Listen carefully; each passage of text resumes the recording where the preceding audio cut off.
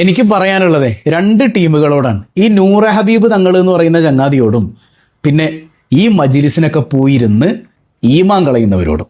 ആദ്യം മൂപ്പരോട് തന്നെ പറയട്ടെ, എൻ്റെ പൊന്ന് സഹോദര, കുറച്ചൊക്കെ ഒരു നാണവും മാനവും ഒക്കെ നമുക്ക് വേണ്ടേ? അല്ല, ഞാൻ അറിയാൻ പാടില്ല എന്നിട്ട് ചോദിക്കണം.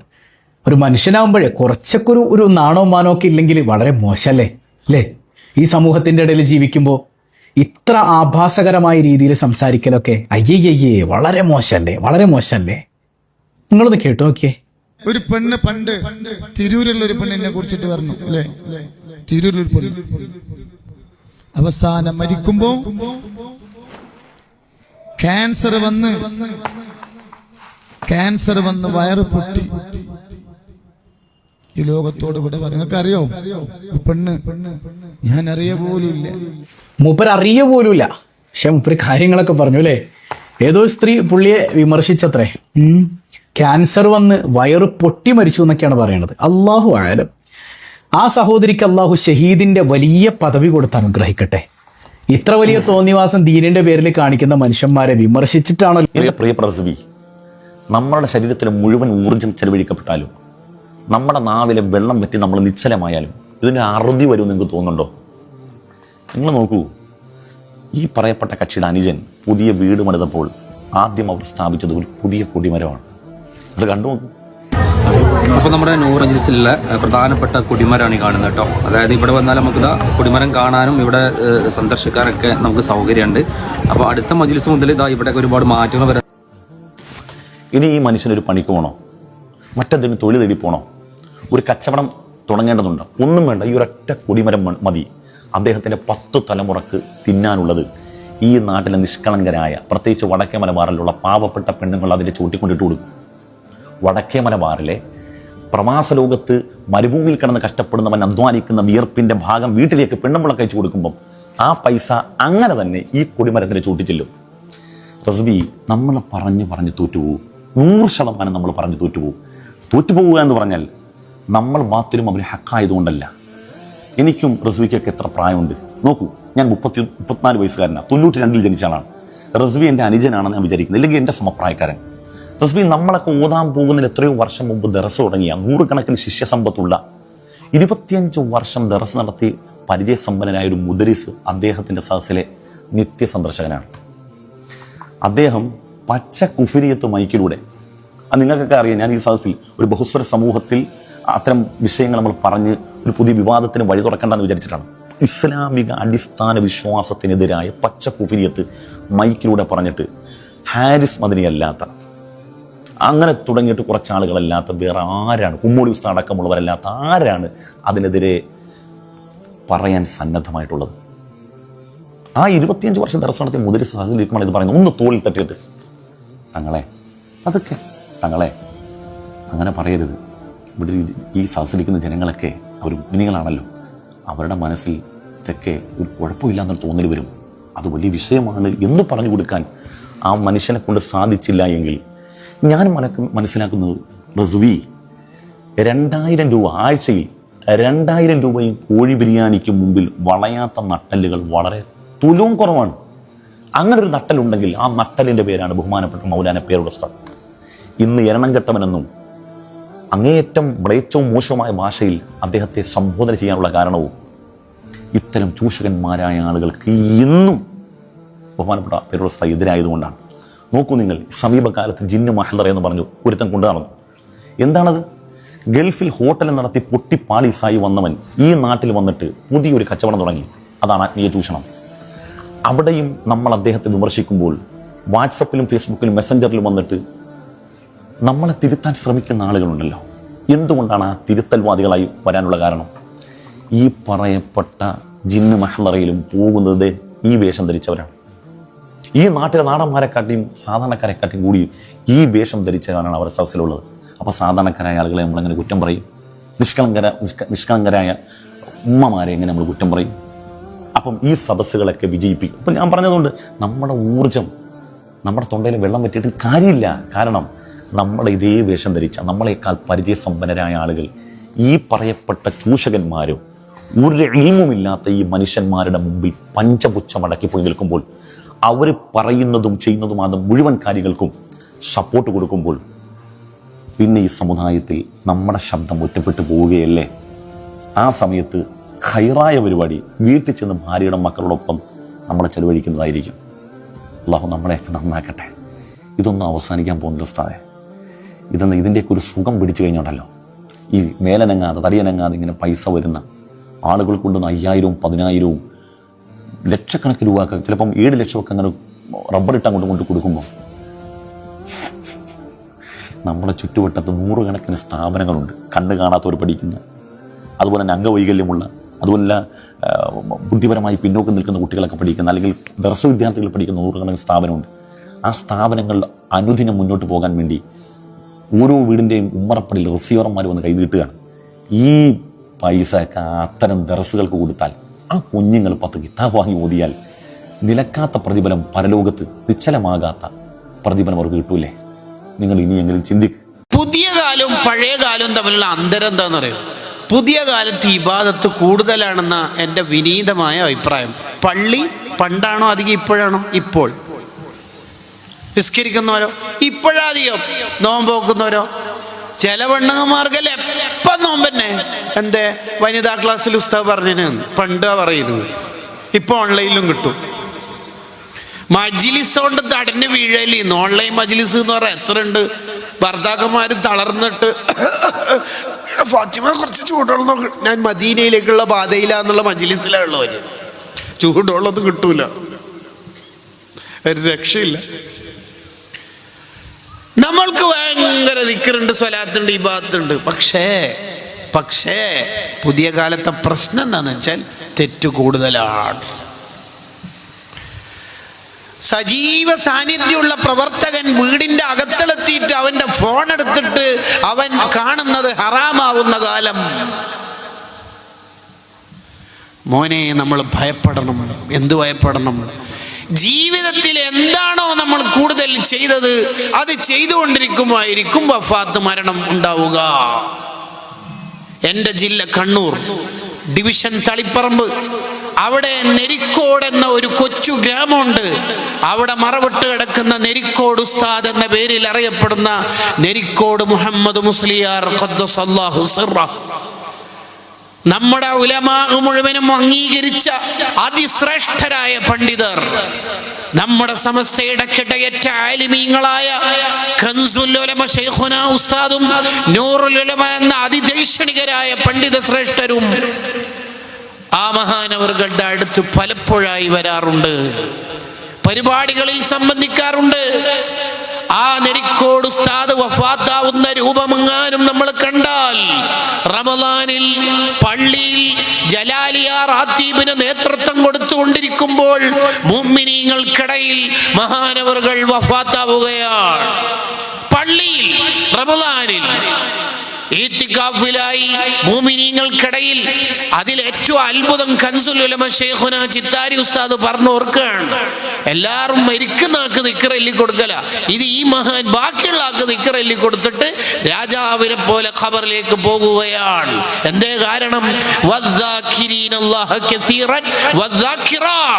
കുറേ ദിക്ർ ജീവിതത്തിൽ അങ്ങ് ചൊല്ലിയപ്പോൾ അവർക്ക് അല്ലാഹു ബെസ്റ്റ് ഓഫർ സമ്മാനമായി നൽകി. അതാണ് കാര്യം.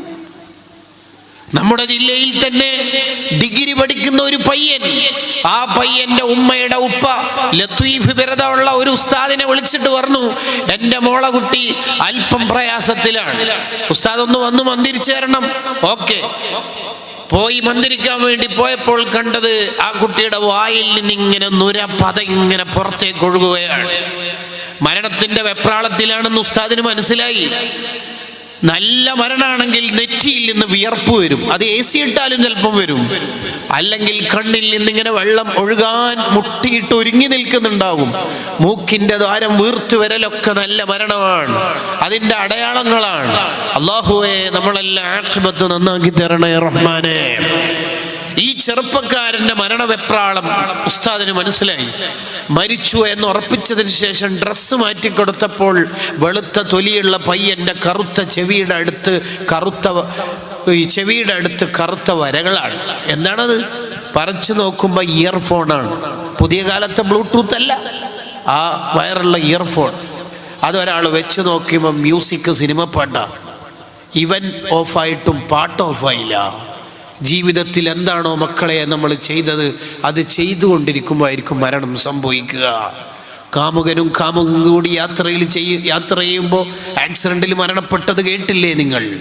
ഭർത്താവ് പോയ സമയത്ത് കാമുകനെ വിളിച്ചു വരുത്തി വൃത്തികേട് ചെയ്യാൻ ഒരുങ്ങുമ്പോൾ ബെഡിൽ കിടന്നെടുത്ത് സൈലന്റ് അറ്റാക്കായി മരണപ്പെട്ടവരില്ലേ?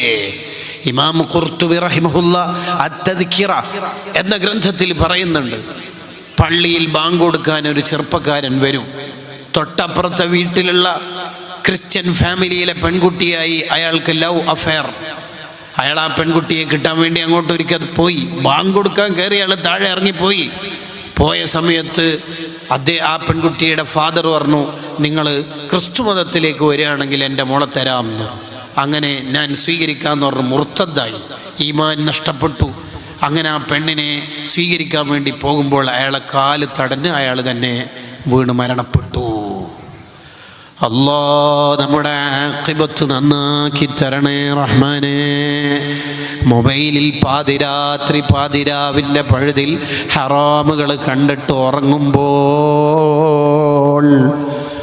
ആ ഉറക്കത്തിലെങ്ങാനും നമ്മൾ മരണപ്പെട്ടു പോയാൽ, ആ ഉറക്കത്തിൽ നമ്മുടെ ജീവിതത്തിൻ്റെ അവസാനത്തെ ശ്വാസമങ്ങ് നഷ്ടപ്പെട്ടു പോയാൽ, പരിപാടി കഴിഞ്ഞ് ഇശാ വീട്ടിലെത്തിയിട്ട് നിസ്കരിക്കാമെന്ന് കരുതി ഉറക്ക് നല്ല ബാധിച്ച് ക്ഷീണമുണ്ടായ വലബത്തുന്നൗമിൻ്റെ സമയം ഇശാ പിന്തിച്ച് പിന്നെ നേരത്തെ എഴുന്നേറ്റ് നിസ്കരിക്കാമെന്ന് കരുതിയിട്ട് ആ ഉറക്കത്തിലെങ്ങാനും നമ്മൾ മരണപ്പെട്ടു പോയാൽ കണ്ണ് പിന്നെ തുറക്കുന്നത് ഖബറിലാണ്.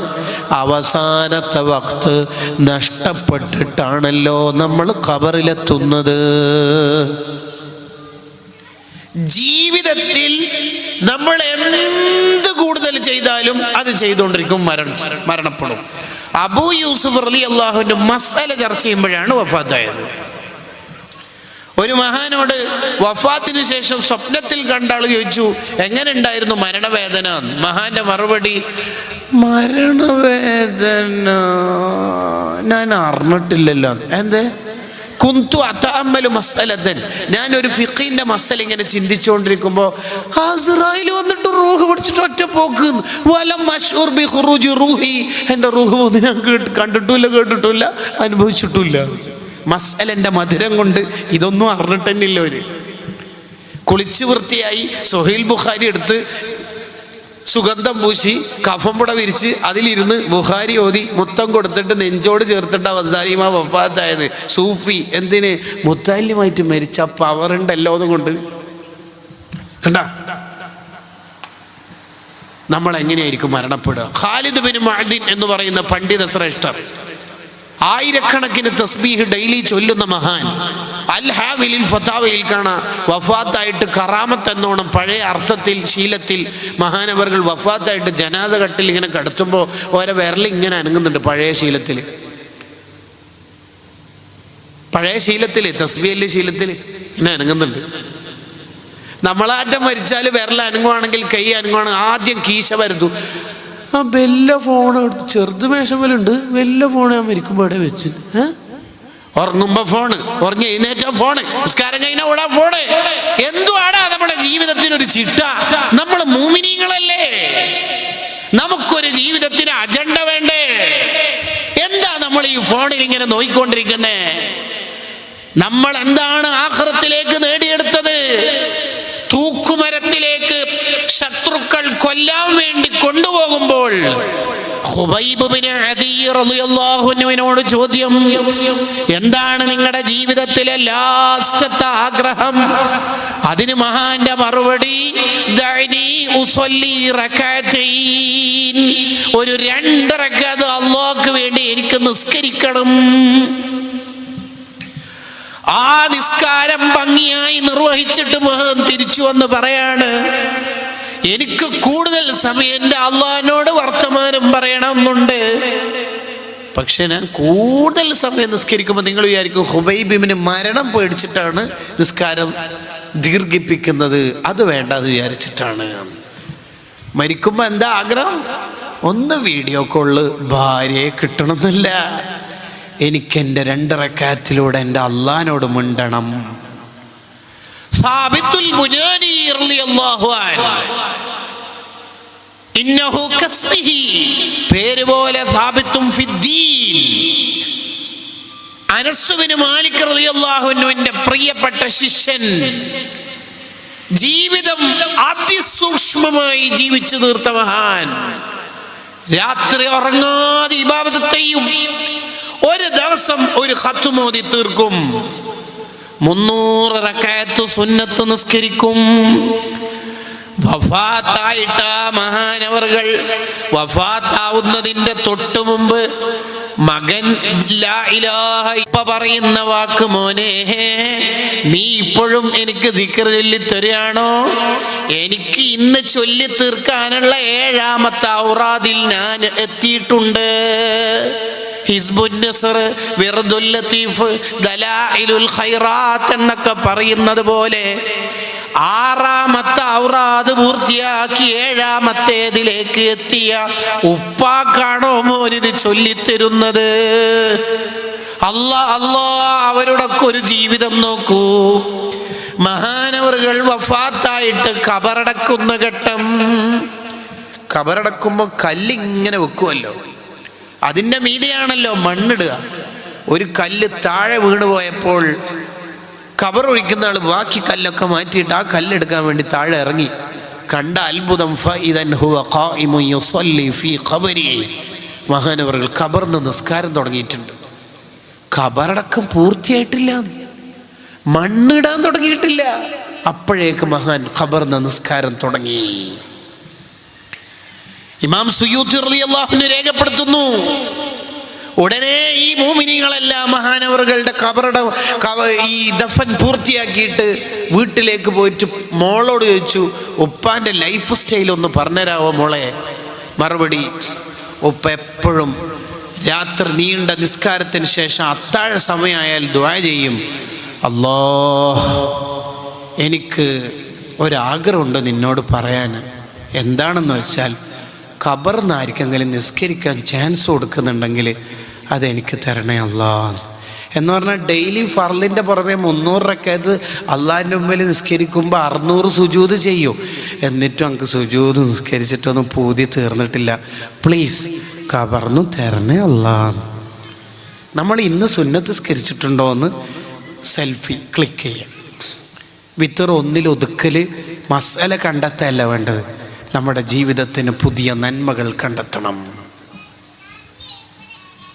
നേരത്തെ നമ്മൾ പരാമർശിച്ച ഇബ്നു ഹജർ റഹ്മഹുള്ളയുടെ ഉസ്താദായ ശൈഖുൽ ഇസ്ലാം സക്കരിയ അൻസാരി റളിയല്ലാഹു അൻഹു, ആ സക്കരിയ അൻസാരി റളിയല്ലാഹു അൻഹു 100 വയസ്സിന്റെ അടുത്ത പ്രായമായിട്ടും നിന്നിട്ടേ നിസ്കരിക്കുള്ളൂ.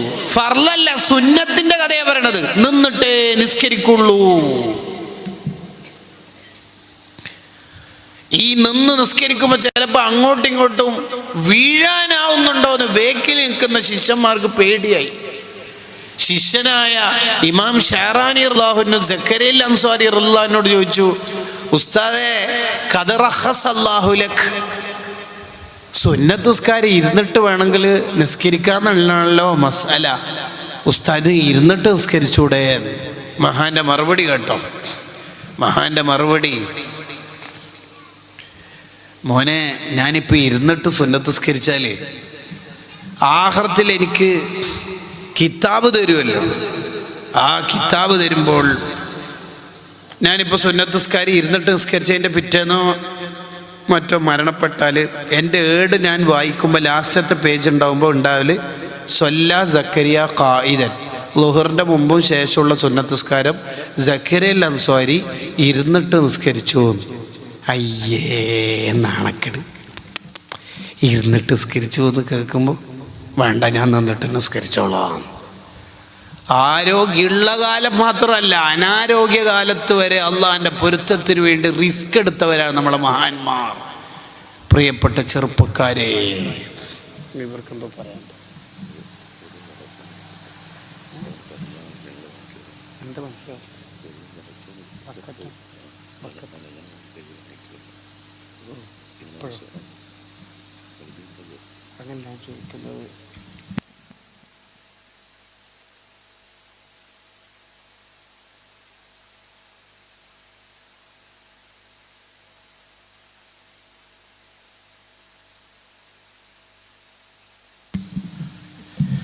നമ്മളിൽ നിന്ന് മരണപ്പെട്ടു പോയ എല്ലാവരുടെയും ഖബർ അല്ലാഹു സ്വർഗ്ഗാക്കട്ടെ.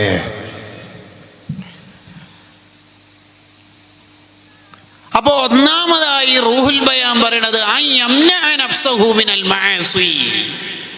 തെറ്റുകുറ്റങ്ങളിൽ നിന്ന് നിന്റെ ശരീരത്തെ പിടിച്ചു നിർത്തുമ്പോൾ നിന്റെ ജീവിതം വിജയിക്കും.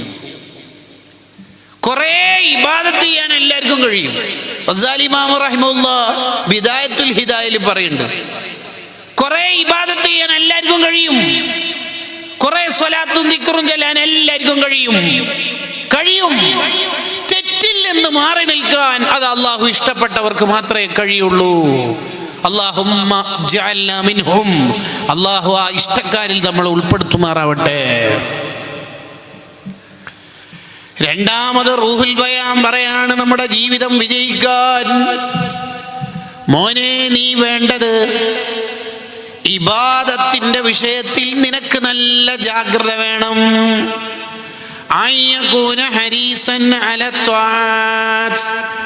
ഇബാദത്ത് ചെയ്യാൻ നല്ല ആവേശം കിട്ടണം. എന്താ അങ്ങനെ പറഞ്ഞാൽ രണ്ട് കാര്യങ്ങളാണ് അവിടെ ശ്രദ്ധിക്കേണ്ടത്. ഒന്ന്, നമ്മൾ ചെയ്യുന്ന ഇബാദത്ത് പരമാവധി സ്ഥിരം ചെയ്യാൻ നോക്കണം. ഇപ്പം ഏതെങ്കിലും ഒരു പ്രഭാഷണം കണ്ടിട്ട് മദീനയിൽ എത്തണല്ലേ ഇൻഷാ അല്ലാഹ് കുറച്ച് സലാത്തെല്ലണം, അങ്ങനെ ഒരാഴ്ച ഭയങ്കര സലാത്ത്, പിന്നെ ഒന്നുമില്ല. അതിനേക്കാൾ നല്ല ഡെയിലി 10 ആണെങ്കിൽ 10 സ്ഥിരം ചെല്ല. അതാ അള്ളാഹുവിന് ഇഷ്ടം. മസ്റൂഖ് റളിയല്ലാഹു ആയിഷ റളിയല്ലാഹുവിനോട് ചോദിക്കുന്നുണ്ട്, അയ്യുൽ അമലി അഹബ്ബു ഇലാ റസൂലില്ലാഹി സ്വല്ലല്ലാഹു അലൈഹി വസല്ലം, നബി സ്വല്ലല്ലാഹു അലൈഹി വസല്ലം തങ്ങൾക്ക് ഇഷ്ടപ്പെട്ട അമൽ എന്താ? ഖാലത്ത്, ബുഖാരിന്റെ ഹദീസാ. ഖാലത്ത്, മഹദിയുടെ മറുപടി അദ്ദായിം, സ്ഥിരം ചെയ്യുന്നത്. സ്ഥിരം ചെയ്യുന്നതാണ് അള്ളാഹുവിന് ഇഷ്ടം. നമ്മൾ ചെയ്യുന്ന അമല് പരമാവധി സ്ഥിരം ചെയ്യാൻ നോക്കണം. ആവശ്യമില്ലാത്ത നേർച്ചയൊന്നും നമ്മൾ ആക്കരുത്. കഴിയാത്ത ഒരു റിസ്കും ഏറ്റെടുക്കാൻ ഇസ്ലാം പറയുന്നില്ല. റബീഉൽ അവ്വൽ ഇൻഷാ അല്ലാഹ് 2 കോടി സലാത്തല്ല ഞാൻ നേർച്ചാക്കി, 1,99,000 ചെല്ലിന്ന് വിചാരിച്ചു, അല്ലെങ്കിൽ 2 ലക്ഷത്തിന് 2 സ്വലാത്ത് കുറവ്, ആ സ്വലാത്ത് ഒഴിവാക്കിയതിൻ്റെ കുറ്റം ഉണ്ടാവില്ലേ? വേണ്ടാത്ത പണിയല്ലേ? മൂലക്കുള്ള മഴ കാലിനെടുത്തിട്ടത് അങ്ങനെ പറഞ്ഞോ അള്ളാഹു? അങ്ങനെ നേർച്ചാക്കാൻ നമ്മളോട് അള്ളാഹ് പറഞ്ഞോ? ഇല്ല. പ്രസവിക്കപ്പെട്ട കുട്ടീനെ 2000 കിലോമീറ്റർ അപ്പുറമുള്ള അല്ലെങ്കിൽ 100 കിലോമീറ്റർ അപ്പുറത്തുള്ള മക്കാമിൽ പോയിട്ട് പേരിടാൻ, അങ്ങനെ ഒരു പേരിടലുണ്ട് നമുക്ക്? അങ്ങനെ നേർച്ചാക്കാൻ നമ്മളോട് അള്ളാഹു പറഞ്ഞിട്ടുണ്ടോ? ഇല്ല. 110 പോകാതെ 100 തന്നെ വേണ്ട, ഒരു 90 പോകുന്ന ജീവിതം മതി നമുക്ക്, നോർമൽ ലൈഫ്. എന്തെല്ലാം റബ്ബേ ആത്മീയതയുടെ പേരിൽ നടന്നുകൊണ്ടിരിക്കുന്നേ. സാധാരണ മുസ്ലിം ജീവിതത്തെ, കുടുംബ ജീവിതത്തെ തകർത്ത് തരിപ്പണാക്കുന്ന പല ഓൺലൈൻ ഫത്വകളും വന്നുകൊണ്ടിരിക്കുന്ന കാലമായിപ്പോൾ.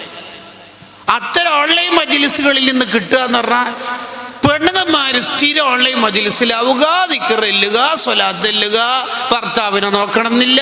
അതൊന്നുമല്ല. ഭർത്താവിനെ നോക്കുന്നതിനേക്കാൾ വലിയ ഇബാദത്താണോ ഇതൊക്കെ? ആണോ? ഒരു സ്ത്രീയോട് ആഖിറത്തിൽ അള്ളാഹു ചോദിക്കുന്ന ഒന്നാമത്തെ ചോദ്യം പുരുഷനുള്ള പോലെ തന്നെ നിസ്കാരത്തിൽ. രണ്ടാമത്തെ ചോദ്യം വഅൻ ബഅലിഹാ, നീ ഭർത്താവിനോട് എങ്ങനെ പെരുമാറി. ചിലപ്പോൾ കല്യാണം കഴിക്കുന്നതിന് മുമ്പ് ഒരു പെണ്ണിൻ്റെ കയ്യിൽ ദലാൽ ഖൈറാത്ത്, വിർദുൽ ലത്തീഫ്, ഹിസ്ബുൻ നസർ, കുറേ സ്വലാത്തിൻ്റെ ഇടക്ക് ഉണ്ടാവും. കല്യാണം കഴിച്ചാൽ ഭർത്താവിൻ്റെ പാൻറ് ഷർട്ടിൽ ഇസ്തിരി ഇട്ടിട്ടുണ്ടായാൽ മതി കേട്ടോ, അത് മതി. അതന്നെയാണ് മുസ്ലിം ജീവിതം. ഖദീജ ഉമ്മ റസൂലുള്ളാക്ക് ഫുഡ് എടുത്തിട്ട് മല കയറിയത് 800 അടിയാ. ഇപ്പൊ പാകിസ്ഥാനികളല്ലേ അതിൻ്റെ സ്റ്റെപ്പും പിടിക്കമ്പിയെല്ലാം ഉണ്ടാക്കിയത്? അന്ന് ഉരുളം കല്ലുകളല്ലേ ആ ഗുഹ കയറിയില്ലേ ഖദീജ ബീവി? അതന്നെ ഏറ്റവും വലിയ ഇബാദത്ത്. പുതിയ കാല ഒരു തട്ടിപ്പിലും നമ്മൾ പെടാൻ പാടില്ല. ഭർത്താവ് ഒന്ന് ചുമ ഉണ്ടാവുമ്പോൾ നിങ്ങൾ നിസ്കാരക്കുപ്പായ വിട്ടിട്ട് നിസ്കാരത്തിൻ്റെ മുസല്ലയിൽ ചൊല്ലുന്ന ദിക്റുണ്ടല്ലോ, ആ ദിക്ർ അവിടെ തൽക്കാലം കട്ട് ചെയ്തിട്ട് ഉടനെ കിച്ചണിൽ പോകുക, ചൂടുവെള്ളം എടുക്കുക, വെള്ളം കൊടുക്കുക. അതാ വേണ്ട. ഭർത്താവിന് ഖിദ്മത്ത് എടുക്കണതിനേക്കാൾ വലിയ ഇബാദത്തുണ്ടോ? ഉണ്ടോ? ഇല്ല.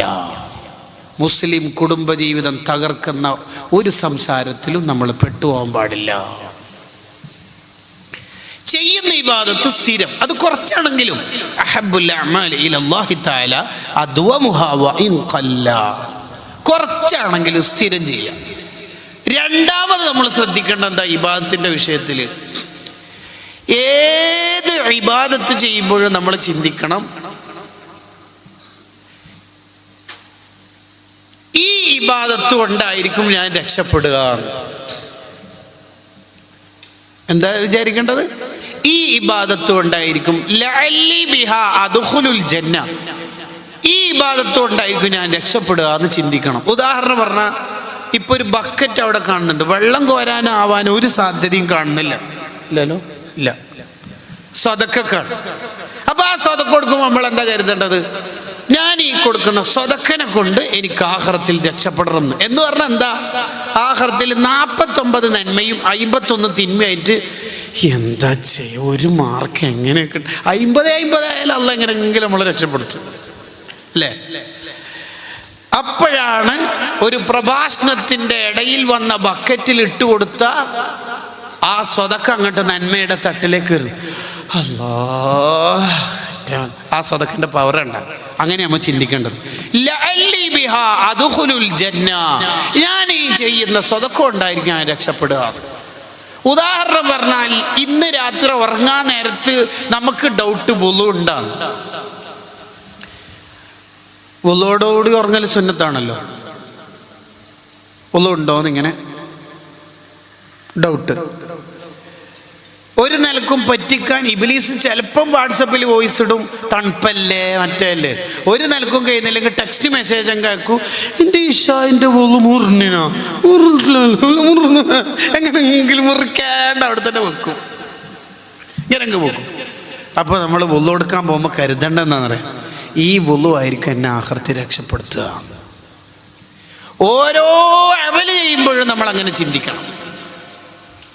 അബൂദാവൂദ് റളിയല്ലാഹു അൻഹു തോണി കയറിയിട്ട് കപ്പലിലേക്ക് എത്തി. കപ്പലിലേക്ക് കയറാനിരിക്കുമ്പോൾ മഹാൻ പറഞ്ഞു തോണിക്കാരനോട്, ഞാൻ തിരിച്ചങ്ങോട്ടേക്ക് തന്നെ ഉണ്ട്. പിന്നെ ഞങ്ങൾ അവിടെ നിന്നല്ലേ വരുന്നത്, അത് നീ നോക്കണ്ട, നീ എന്നെ അവിടെ എത്തിക്ക്, എന്നിട്ട് ഉടനെ ഈ കപ്പൽ വിടുന്നതിന് മുമ്പ് എന്നെ. ഉസ്താദ് അവിടെ നിന്ന് തന്നെയല്ലേ വരുന്നത്, പിന്നെ ഒന്നുകൂടി അങ്ങോട്ടേക്ക് എന്തിനാ പോണത്? ഒരു ദിർഹം ഫുള്ള് തരേണ്ടി വരുവേ. ഓ, കുഴപ്പമൊന്നുമില്ല എന്ന് പറഞ്ഞു. സർവീസ് അല്ലേ, സർവീസ് ചാർജ് അല്ലേ, തരാമെന്ന് പറഞ്ഞു. ഫത്തുൽ ബാരിയിലുണ്ട്. അങ്ങനെ പോയി തിരിച്ചു വന്നു, ഒരു ദിർഹം കൊടുത്തു. കപ്പലുകാരും ചോദിച്ചു, സാധാ ശരിക്കും നഷ്ടമല്ലേ, ഒരു ദിർഹം എന്തിനാണ്, പോയടത്തേക്ക് തന്നെ ഒന്നും കൂടി പോയത്, ഉള്ളിടത്ത് തന്നെ ഒന്നുകൂടി പോകേണ്ട ആവശ്യമില്ലല്ലോ. അതെ, അത് അവിടുന്ന് ഒരാൾ തുമ്മിയിട്ടുണ്ടായിരുന്നു. അപ്പോൾ അയാൾ അൽഹംദുലില്ലാ പറഞ്ഞു. ഞാൻ ഇവിടുന്ന് ഇറമുക്കല്ല പറഞ്ഞ സുന്നത്ത് തന്നെ ശരി, പക്ഷെ ഞാൻ ഇറമുക്കല്ല ഇവിടുന്ന് പറഞ്ഞാൽ അയാൾ കേൾക്കൂല. അയാൾ കേൾക്കുന്ന വിധത്തിന് അങ്ങോട്ട് പോയിട്ട് പറഞ്ഞാലുള്ള മെച്ചെന്നാ അറിയാം. അയാൾ എന്നോട് യഹ്ദീക്കുമുള്ള എന്ന് എനിക്ക് ദ്വാരം തരും. ഒരു മുഅ്മിൻ്റെ ലിസാനിലൂടെ, നാവിലൂടെ യഹ്ദീക്കുമുള്ള, അള്ളാഹു നിങ്ങൾക്ക് ഹിദായത്ത് തരട്ടെ എന്ന് പറഞ്ഞ് അയാളെങ്ങനെ ദ്വായിൽ ഇജാബത്തുള്ള ആളെങ്കിൽ ഞാൻ രക്ഷപ്പെട്ടില്ലേ. ഒരു ദിർഹം പോയാലെന്ത്? അന്ന് രാത്രി കപ്പലുകാർ ഒരു സൗണ്ട് കേൾക്കുന്നു, ആകാശലോകത്ത് നിന്നുള്ള അശരീരി. എന്താണെന്നറിയോ? ഇന്ന അബൂദാവൂദ്, ബുദ്ധിമാനായ അബൂദാവൂദ് റളിയല്ലാഹു അൻഹു ഇസ്തറൽ ജന്ന, സ്വർഗം വാങ്ങിയിട്ടുണ്ട് നാട്ടുകാരെ, ബിദിർഹമിൻ വാഹിദിൻ, ഒരു ദിർഹമുണ്ട്. അതുകൊണ്ടാണ് മുത്തുനബി സല്ലല്ലാഹു അലൈഹി വസല്ലം പറഞ്ഞത്, ലാ തഹ്കിറന്ന മിനൽ മഅറൂഫി ശൈആ, ഒരു നല്ല കാര്യം ചെറുതായിട്ട് സുന്നത്തല്ലേ ഉള്ളൂ, അത് നമ്മൾ ചെയ്യേണ്ട ആവശ്യമില്ലല്ലോ, 10 രൂപ കൊടുത്തിട്ട് എന്താ വേണ്ടത്, അങ്ങനെ ചിന്തിക്കരുത്. പ്രത്യേകിച്ച് സ്വതക്ക ചെയ്യുമ്പോൾ 25 പിശാചുക്കൾ നമ്മളെ കൈ പിടിച്ചു നോക്കുന്നതാണ്. ഉദാഹരണത്തിന് ഈ ബക്കറ്റ് ഇങ്ങനെ വരുമ്പോൾ തന്നെ ആദ്യം നമ്മൾ കീശയ്ക്ക് ഇട്ടപാട് 2000-ൻ്റെ നോട്ടിലാണ് വിരൽ കുടുങ്ങിയതെങ്കിൽ നമ്മൾ തന്നെ ആരോ മരിച്ച മാതിരി എന്താണ് ചെയ്തത്, ഇന്നാ ലില്ലാഹി വ ഇന്നാ ഇലൈഹി റാജിഊൻ എന്ന് ചെല്ലും. 500 കൊടുങ്ങി പകുതി ചെല്ലും, ഇന്നാ ലില്ലാഹ്. എന്നിട്ട് എടുക്കൽ ശരിക്ക് പണ്ട് നിരോധിക്കാൻ മറന്നുപോയ ഒരു നോട്ടുണ്ട് 10, അത് എടുക്കും, കൊടുക്കും. 10 ഉള്ളുവെങ്കിൽ 10 കൊടുക്കാനേ കഴിവുള്ളൂവെങ്കിൽ അയാൾ അതന്നെയാണ് കൊടുക്കേണ്ടത്. നമ്മളെപ്പോഴും സ്വതക്കൻ്റെ വിഷയത്തിൽ ചിന്തിക്കേണ്ടത് ലൈസുബിന് സയദ് റളിയല്ലാഹു പറഞ്ഞതാണ്. എന്താണെന്നറിയോ? ലൈസുബിന് സയദ് റളിയല്ലാഹുവിൻ്റെ വീട്ടിലേക്ക് ഒരു പാവപ്പെട്ട സ്ത്രീ വന്നിട്ട് ഒരു ചെറിയ കുപ്പി കാണിച്ചിട്ട് പറഞ്ഞു, ഉസ്താദേ എൻ്റെ വീട്ടിലേക്ക് ഈ കുപ്പിയിൽ കുറച്ച് തേൻ തരാവോ എന്ന് ചോദിച്ചു. ലൈസുബിന് സയദ് റളിയല്ലാഹു വലിയ കുപ്പിയിലൊരു തേൻ കൊടുത്തു. ശിഷ്യന്മാർ ഒരു ചെറുതല്ലേ ചോദിച്ചിട്ടുള്ളൂ ഉസ്താദേ. മറുപടി, ആ പെണ്ണിൻ്റെ കഴിവിൻ്റെ പരമാവധി ചോദിച്ചു, ഞാൻ എൻ്റെ കഴിവിൻ്റെ പരമാവധി കൊടുത്തു.